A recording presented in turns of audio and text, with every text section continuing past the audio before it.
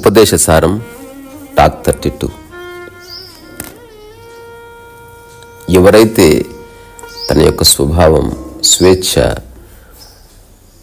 ముక్తి, మోక్షం అని తెలుసుకున్నాడో వాడు సహజంగా ఒక ఆనంద స్వరూపుడే ఉంటాడంతే. అతను చేసే ప్రతి పనిలోనూ ఒక సహజమైన ఈజ్, ఒక నిశ్చలత, ఒక సరళత ఉంటాయంతే. సో బంధంలో ఉన్నవాడే ముక్తి గురించి, మోక్షం గురించి ఆలోచిస్తాడు. ఒక జైల్లో బంధింపబడ్డవాడే స్వేచ్ఛావాయువులు పీల్చుకోవాలి, బయటకు వెళ్ళి అని ఆలోచిస్తాడు. ఎవరినైతే తాళ్లతో కట్టేశాడో వాడే విముక్తి గురించి ఆలోచిస్తాడు, విమోచనం గురించి ఆలోచిస్తాడు. ఎవరికైతే అనారోగ్యం ఉందో వాడే ఆరోగ్యం గురించి ఆలోచిస్తాడు.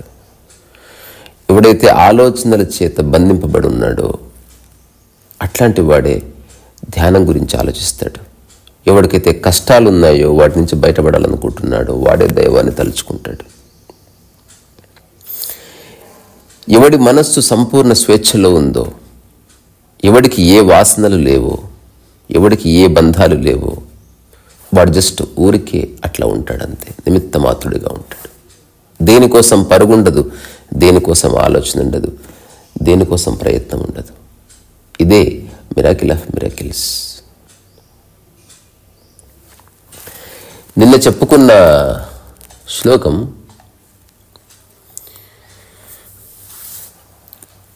నీవెవరో తెలుసుకుంటే అదే సుఖం అంతే. దానికి 2 మార్గాలని చెప్పాము. ఒకటి ఒకటి స్పిరిచువల్ అవేకనింగ్. ఏవేవి నీవు కాదో, ఏవేవి నీవి కావో, ఏ విషయాలకు నువ్వు అనవసరంగా నా తగిలించావో అవన్నీ తీసేసావు, ఇదొకటి. రెండవది రియలైజేషన్, సెల్ఫ్. ఏవేవైతే నీవి కాదని తెలిసిపోయిందో అవన్నీ వదిలేయగానే నీవెవరో ఆటోమేటిక్గా ద్యోతకం అవుతుంది. ఒక రేడియన్స్ ఉంటుంది. బికాస్ ఏ ఆలోచన పట్టుకొని మైండ్ ఆ శరీరాన్ని అట్లా మెరిపిస్తుంది అన్నమాట. అందుకే ఒక జ్ఞానంలో ఉన్నవాడు బక్కగా ఉండొచ్చు, లా ఉండొచ్చు, బట్ ఒక గమ్మత్తైన కాంతి ఉంటుంది. అది చూసేవాడు అనుభూతి చెందుతాడు. Something is there, inexplicable. ఆ కాంతి ఎగ్జిస్టెన్స్ ఇది. అక్కడ ఎగ్జిస్టెన్సే ఉంది, ఇక వేరేది ఏమీ లేదు. సో ఈరోజు శ్లోకం కూడా చాలా మహత్వపూర్ణమైంది. సత్యం యొక్క చివరి మజిలీని జస్ట్ చెప్పబడ్డది. 1వ శ్లోకం నుంచి క్రోనోలాజికల్గా వస్తే నీ యొక్క కర్త చేసేవాడంతా పరమాత్మనే అనుకో, ఫలితము పరమాత్మదే. కర్మ జడము, దాన్ని పట్టించుకోవద్దు. అట్లాగే నీలో ఉన్న శరీరము, నీవు అందులో ఉన్నావు కానీ శరీరం నీవు కాదు. ఇట్లా రకరకాల విషయాల్ని చర్చిస్తూ వచ్చాం. మనసులోకి తొంగి చూడు, అసలు మనసు లేనే లేదని తెలుస్తుంది. జస్ట్ కొన్ని మాటల్లో సత్యాన్ని ఆవిష్కరించడం అంతే. ఇలా జరుగుతుంది అని చెప్పడం, కానీ అది ఎలా ఒక వ్యక్తి చేరుకోవాలనేది ఉపదేశ సారంలో చెప్పబడలేదు. ఎందుకంటే ఉపదేశ సారం అంటే the extract of the truth అంతే, not the explanation of the truth. So ఈరోజు టాక్లోకి వెళ్ళే కంటే ముందు చెప్పుకోవడానికి ఎక్కువ ఏమీ లేదు. లేదా ఒక ప్రబంధం రాయొచ్చు, బట్ అనవసరంగా కన్ఫ్యూజన్ బయలుదేరుతుంది. ఎందుకు?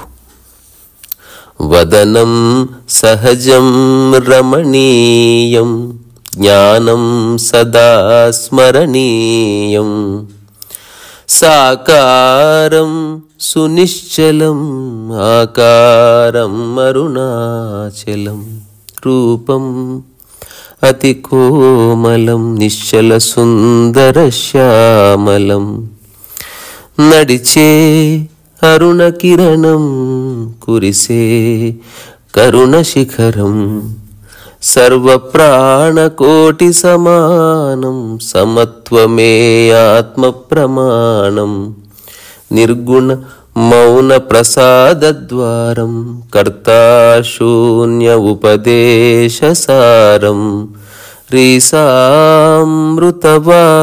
అద్వయం, రమణాని స్థితి నా హృదయం, రమణ నీ స్థితి నా హృదయం. సో ఎవడికుండదు వాసనలు లేకుండా ఉండాలని, ఎవడికుండదు సుఖంగా ఉండాలని, ఎవడికుండదు ఆనందంగా ఉండాలని, అందరికీ ఉంటుంది. కానీ మనిషి తాను చేసే ప్రతి పని తన యొక్క మూలస్థితికి విపరీతంగానే చేస్తాడు.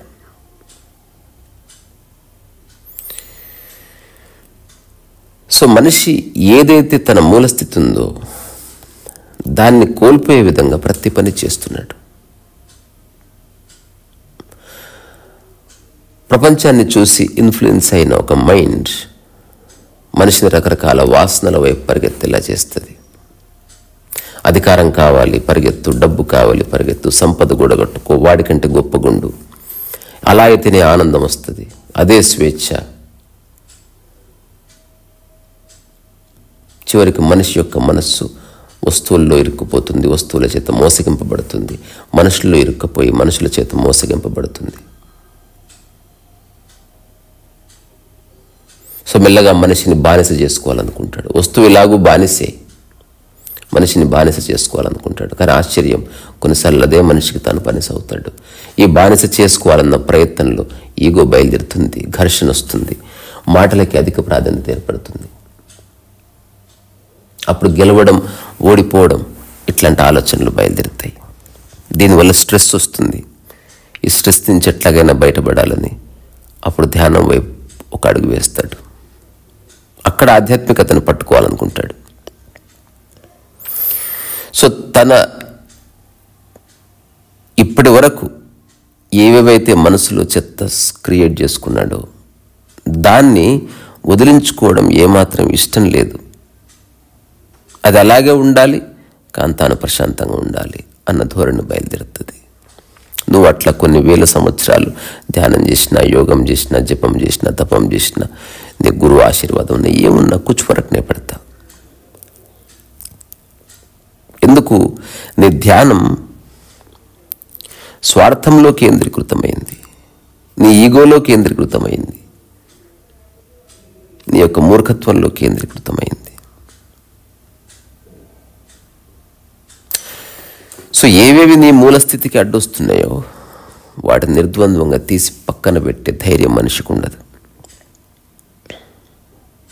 అందుకే మనం సహజ స్థితిలో లేము. ఏం చేసినా సరే అదొక లిమిటెడ్ టైం వరకు నీకు ఒక ప్రశాంతతని, ఒక హాయిని ఇస్తాయి. ఆ తర్వాత తిరిగి మళ్ళీ మైండ్కి బలైపోతాడు మనిషి. అందుకని అణచివేత మార్గం కాదు. ఈరోజు ఉపదేశ సారంలో ఈ శ్లోకం చూడండి ఎంత బాగుంది. బంధముక్త్యతీతం పరం సుఖం విందతిహ జీ వస్తు దైవిక. సో తన్ను తాను తెలుసుకోండి. ఈ ఆత్మానుభవం పొందిన దైవికుడు అయినటువంటి జ్ఞాని బంధము కానీ ముక్తి కానీ లేని పరమస్థితిని పొందుతాడు. అష్టవక్ర సంహితలో కూడా ఇదే ఉంది. బంధమునంత వరకు మోక్షము ముక్తి అనే ఆలోచనలు వస్తాయి. అసలు ఒక మనిషి ఒక దాని మనస్సు అసలు ఒక ఎడతెగని స్వేచ్ఛలోకి వచ్చాడనుకో, అసలు ముక్తి మోక్షం గురించి కూడా ఆలోచనలు పోతాయి, ధ్యానం గురించి కూడా ఆలోచనలు పోతాయి. ధ్యానం యొక్క సమగ్రత అర్థమైనప్పుడు ధ్యానం చేయడం ఉండదు. ఇంకా ధ్యాన స్థితి కొనసాగుతున్నప్పుడు ధ్యానం చేయడం ఏమిటి? సో బంధంలో ఉన్నప్పుడే స్వేచ్ఛ గుర్తొస్తుంది, అనారోగ్యంలో ఉన్నప్పుడే ఆరోగ్యం గుర్తొస్తుంది. అందుకే బంధంలో ఉన్నాను అన్నది ఒక అవాస్తవం. ఎందుకంటే నువ్వు లేనిపోనివి సృష్టించుకున్నావు కాబట్టి. తద్వారా నేను స్వేచ్ఛగా ఉండాలనుకుంటున్నా అన్నది అసత్యము. బంధమే లేకపోతే స్వేచ్ఛ ఎక్కడిది? సో బంధం ఉన్నందుకు దాన్ని వదిలించుకునే ప్రయత్నంలో చాలా కార్యక్రమాలు మనిషి చేయవచ్చు, ప్రయత్నాలు చేయవచ్చు. కానీ ఈ రెండు అబద్ధాలను తెలుస్తాయి. ఇప్పుడు నేను కూడా చెప్తున్నా, ఎప్పుడైతే నీ మనసులో ఏ క్లేశాలు లేవో, దేంతో బంధము లేదో, దేని పట్ల మమతానురాగాలు లేవో, జస్ట్ ఊరికే అట్లా ఉండిపోతావు అంతే. దేనివైపు నీ మనసు పరిగెత్తదు. ఒక అంతులేని స్థిరత్వం అనేది ఎస్టాబ్లిష్ అవుతుంది. అందుకే మనిషి దగ్గర ఏదైతే లేదో అది కావాలని కలలు అంటాడు. మనిషి దగ్గర చాలా డబ్బు, సంపద, బిల్డింగ్లు అన్నీ వచ్చిన తర్వాత ఎక్కడన్నా కొండల్లోకి అడవికి వెళ్దామని కలలు అంటాడు. అందరూ కావాలనుకున్న తర్వాత అందరి మధ్యనే ఉండి తను ఏకాంతంగా ఉండాలని కలలు అంటాడు. లావ్ అయిపోయిన తర్వాత సన్నగా ఉండాలని కలలు అంటాడు. దీనికి అంతటి కారణం ఎరుక కోల్పోవడమే.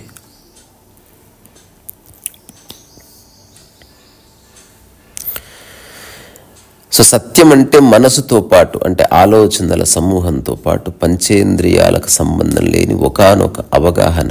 అంటే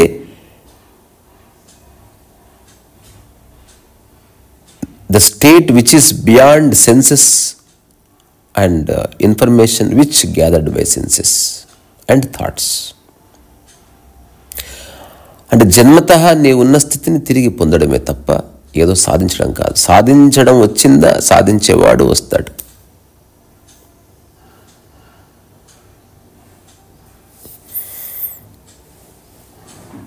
వాస్తవం అంటే ఏంది, సత్యం అంటే ఏంటంటే నువ్వు అనామకుడని తెలుసుకోవడం, ఏది నీది కాదని తెలుసుకోవడం, ఎవరు నీ వాళ్ళు కారని తెలుసుకోవడం.